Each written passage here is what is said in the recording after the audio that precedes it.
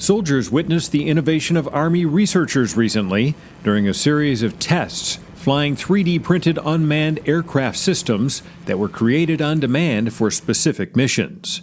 The U.S. Army Training and Doctrine Command invited engineers from the Army Research Laboratory to Fort Benning, Georgia, to present a technology demonstration at the Army Expeditionary Warrior Experiments, or AEWE. We've created a process for converting soldier mission needs into a 3D printed, on-demand, small unmanned aircraft system, or Odysseus as we've been calling it.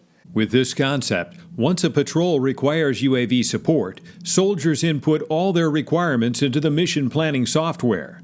The system then knows the optimal configuration for the aerial vehicle, and it's printed and delivered within 24 hours. We thought they're not going to think that's fast enough, but actually it was the opposite.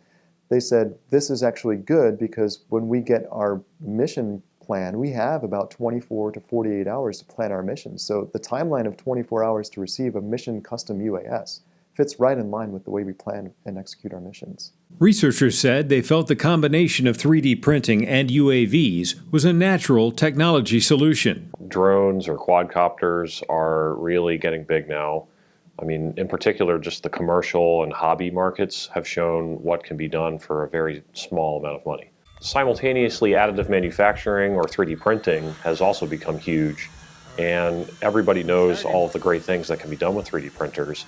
And so we figured let's assemble these two new technologies and provide a solution to soldiers that need something right now and don't want to wait for it. We spent so much time with flight testing and verifying the designs and making sure everything was going to work the way we expected.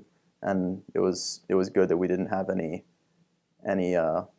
mistakes on game day. The day before, we went out and did some test flights and worked out some kinks. I think they had the quad up to 55 miles an hour. Spiro said based on feedback from Army leaders, his team hopes to work on low noise, long standoff distance, heavier payload capacity, and better agility.